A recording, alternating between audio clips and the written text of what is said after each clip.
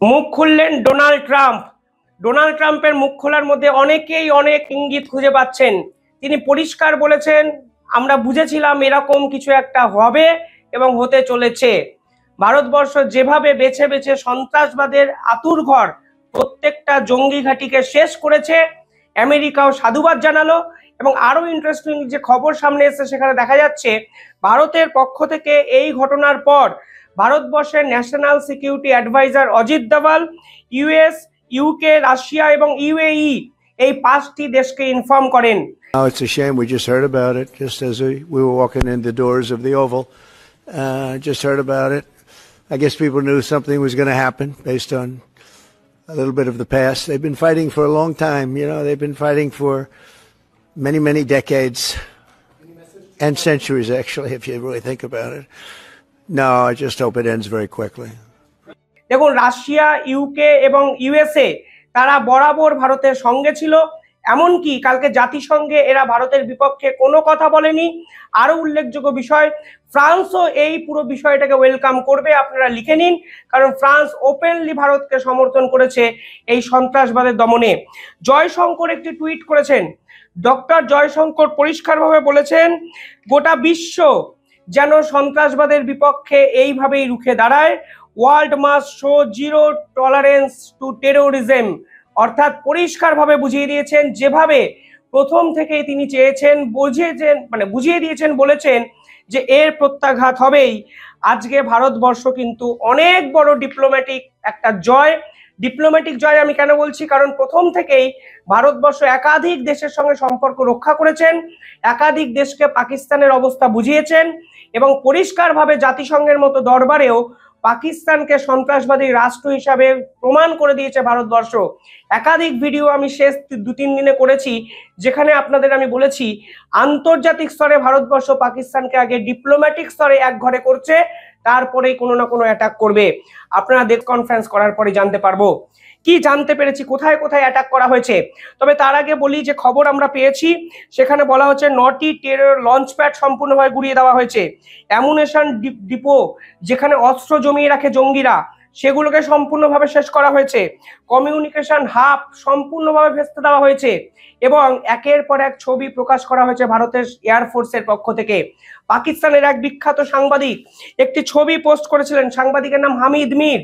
তিনি একটি পোস্ট করে দাবি করেন ভারতবর্ষের রাফায়েলকে নাকি পাকিস্তান গুড়িয়ে দিয়েছে, ধ্বংস করে দিয়েছে। পাল্টা একটি ছবি ভারতের পক্ষ থেকে পোস্ট করা হয়, যেখানে দেখা যায় সেই ছবিটি 2021 সালে মিগের একটি ছবি, যেটা ভারতবর্ষে অ্যাক্সিডেন্টালি কোনো একটা দুর্ঘটনার কবলে পড়ে।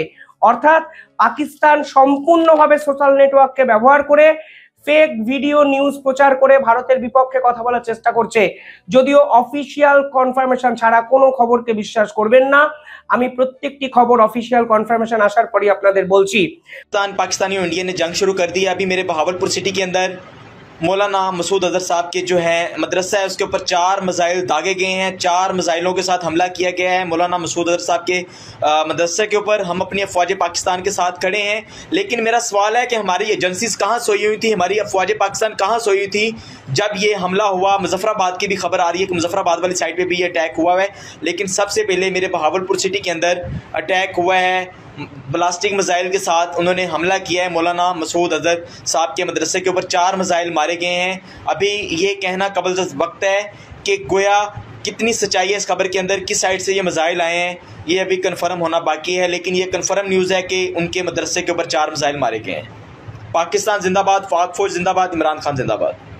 বাংলাদেশের বহু মিডিয়া আমি দেখছিলাম যারা লাগাতারভাবে প্রচার করছে পাকিস্তান নাকি ভারতবর্ষের উপর আক্রমণ করেছে এবং ভারত নাকি রীতিমতো কুঁকড়ে আছে।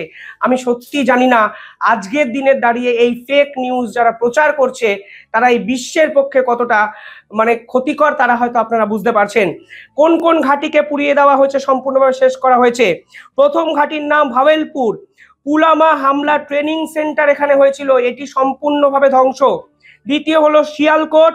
এই শিয়ালকোটে আইএসআই এর মদতে হিজবুল লঞ্চিং প্যাড ধ্বংস করেছে ভারতবর্ষ। দিনের পর দিন আইএসআই এখানে হিজবুল এদের লঞ্চিং প্যাড, টেরোরিস্ট অ্যাক্টিভিটি এখানে হতো। ভীমরে, এই ভীমরের জঙ্গি অনুপ্রবেশ, যেখানে লস্করা তৈবার ক্যাম্প ছিল, তা ধ্বংস করেছে ভারত। কোটলি, গুড়িয়ে গেছে জৈশ ই মোহাম্মদের ক্যাম্প। এই কোটলি কিন্তু অত্যন্ত উল্লেখযোগ্য একটি জায়গা, যেখানে হিজবুল মুজাহিদিন অস্ত্র ভান্ডার, ফলে অত্যন্ত প্রি-ডিসাইডেড অ্যাটাক, নিপুণ একটা প্ল্যানিং এবং একদম প্রি গাইডেড মিসাইল ব্যবহারের জন্য ভারতবর্ষ এই অ্যাটাকে করেছে। পরবর্তীকালে বলা হচ্ছে সাওয়ালি নওয়া ক্যাম্প, যা লস্কর জঙ্গিদের ট্রেনিং ক্যাম্প, এমনকি ভাওয়ালপুরের ঘাটিতে নাকি বিভিন্ন জায়গা থেকে জানা যাচ্ছে 250-র কাছাকাছি জঙ্গি ছিল। যদি অফিসিয়াল কনফার্মেশন না আসা অবধি এ খবর কিন্তু আমরা প্রচার করছি না, তবে বিভিন্ন জায়গায় খবর পাওয়া যাচ্ছে 250-র বেশি জঙ্গি ছিল।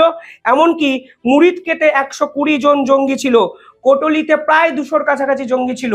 ফলে বেছে বেছে জঙ্গি ঘাঁটিগুলোকে শেষ করেছে ভারতবর্ষ।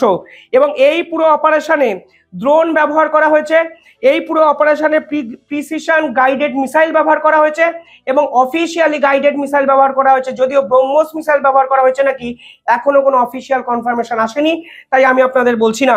ভাওয়ালপুরে ভারতের মিসাইল 100 কিলোমিটার ভিতরে ঢোকে, মুরিদকে 30 কিলোমিটার ভিতরে ঢোকে, গুলপুর 35 কিলোমিটার ভিতরে ঢোকে ভারতের মিসাইল, সাওয়াই ক্যাম্প 30 কিলোমিটার ভিতরে ঢোকে, বিলাল ক্যাম্প কতটা দূরত্বে ছিল এখনো প্রকাশিত হয়নি, কোটলি ক্যাম্প 15 কিলোমিটার ভিতরে ঢোকে ভারতের মিসাইল, বার্নালা ক্যাম্প 10 কিলোমিটার ভিতরে ঢোকে, সারজাল ক্যাম্প 8 কিলোমিটার ভিতরে ঢোকে এবং মেহমুনা ক্যাম্প 15 কিলোমিটার ভিতরে ঢোকে।